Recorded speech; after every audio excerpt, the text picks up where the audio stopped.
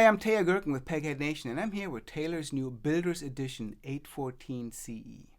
This is a brand new guitar that was just released at the 2023 Winter NAMM show a few weeks ago. And I got a little preview of this guitar last fall when I went down to visit the Taylor factory in El Cajon, California.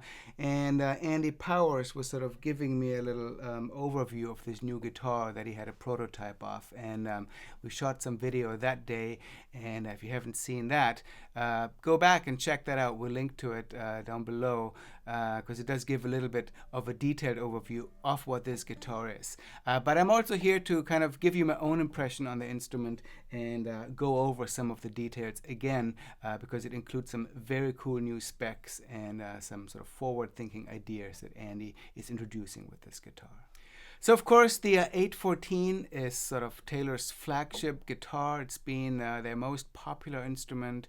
I remember when that basic concept first came out with the 20th anniversary model. I think it was in 1994. Long time ago now, but that's what introduced the Grand Auditorium body shape, and it morphed into the 800 series after that. And the basic concept of the rosewood and spruce cutaway Grand Auditorium 814 is a guitar that's been around for a long time, because Taylor continuously evolves, the guitars have had several significant changes over the years. The most significant one really being the change to V-class bracing back in 2018 over the previous X-braced versions of the instrument. But even with that, now that we're several years into that version of the guitar, we've had the regular 814, and there's also been the 814 CE Deluxe, which in some ways is similar to this Builder's Edition guitar in that it also included the armrest bevel and a few other sort of cosmetic features like that. But this one really sort of ramps up the 814 concept even a little bit more, and it's fair to say that it's sort of the pinnacle of the evolution of that particular model. So when I was just playing the guitar, I was in DADGAD tuning, playing fingerstyle, and definitely a more robust, more powerful, and perhaps more dynamic voice than what I'm used to with 814s. And I've played a lot of 814s over the last 25 years or so. And probably at the heart of that sort of evolved sound is that the guitar now has an Adirondack spruce top. And Adirondack, of course, is known as the wood that was used on a lot of vintage guitars. For many years it wasn't available because the trees had all been cut and they hadn't grown to the size that was needed to build guitar tops out of it. And even though Adirondack has become available again kind of in the last 20-30 years, we've been seeing a lot more being used again, really as the trees have gotten to the size that is needed to build guitars out of. There's always the question of can we get the best quality Adirondack, and what to do if there are supply issues again. And Andy Powers has addressed that in this guitar by using a 4-piece top. And I'm going to guess that we're going to see more 4-piece tops out of different species of wood, just because we're getting to a point where we have to use the available resources in the best possible way. Now, if you watch the video where I interview Andy about this guitar, he explains how not only is his approach to building a 4-piece top a way to deal with a situation where there may not be Adirondack spruce top in the proper size.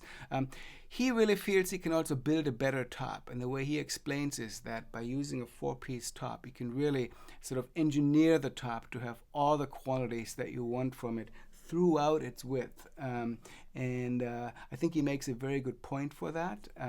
It really is a more elaborate building process. There's no cutting corners in terms of the cost of the guitar. There's actually a lot more labor that goes into building a 4-piece top such as this as there would be with a traditional 2-piece top. So very interesting approach, and as Taylor often does, they introduce it on a high-end instrument, and I think it's a very interesting forward-looking element of this guitar. And of course, because it is an Adirondack Spruce top, it does have the tonal qualities that you would hope for with an Adirondack top, which really means a larger dynamic range. Adirondack has a great stiffness to weight ratio, and so whether I'm playing really soft, still in dadgat tuning here, if I'm playing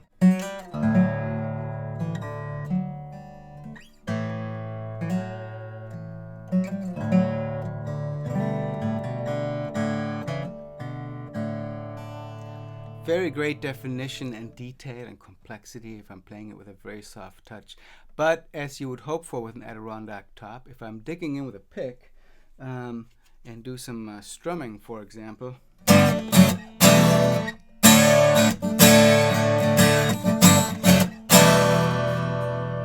you just get this big volume ceiling, this high volume ceiling that really allows a lot of power to develop. And those are really the qualities that Adirondack Spruce top guitars are what we kind of hope for.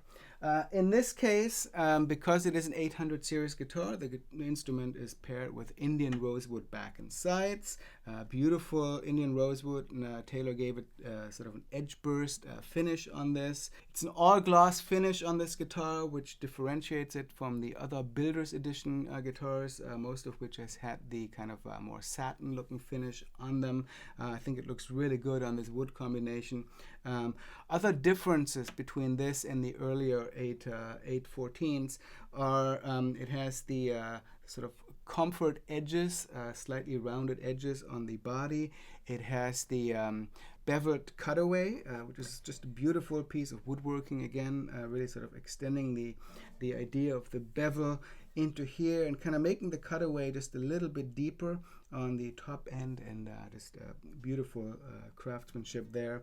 Instead of the maple binding that was found on the last sort of 814 Deluxe, this has a dark wood binding and maple and dark wood purfling on the inside of here. Beautiful green abalone shell rosette. Has the wooden rosewood pickguard that we've seen on 800 series guitars for a while.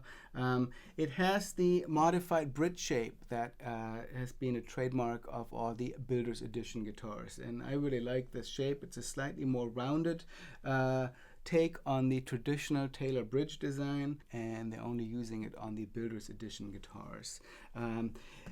Standard 800 series element fingerboard inlays, and like other Builder's Edition guitars and also like the 814 CE Deluxe before, the guitar uses Goto tuners, so that's an upgrade from the standard Taylor tuning machines. 1:21 tuning ratio, so very precise tuning on this. Standard Taylor neck, 1 3/4 inch nut width here, and of course it includes the Taylor ES2 electronics. Okay, so I've retuned to standard tuning. I'm going to show you what the guitar sounds like if I'm playing it with a pick.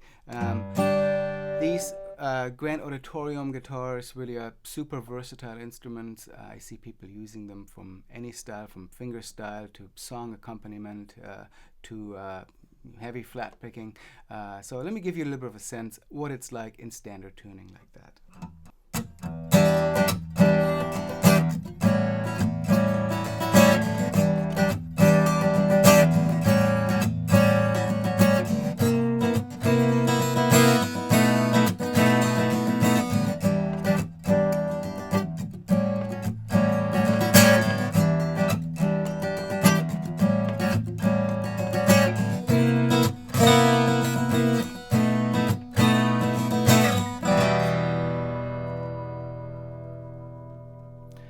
Really fun to play. I think the V-class bracing helps with that clarity and great balance all across the instrument. So again, a very versatile guitar, whether I'm playing it in dadgat, fingerstyle, or strumming it with a pick. It can really handle pretty much anything you throw at it. So I'm going to go out and show you what the ES2 electronics sound like, plugged through our Fishman Loudbox Mini Charge amp.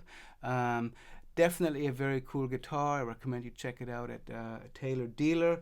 Very cool to see the classic 814 concept really being further developed into a guitar that really introduces some new features and some very forward-thinking design elements. So check them out. Come back here to Peghead Nation. Check out more of our gear demos. If you're seeing this on YouTube, check out the site at pegheadnation.com. See all the lessons and gear coverage and performances that we're featuring.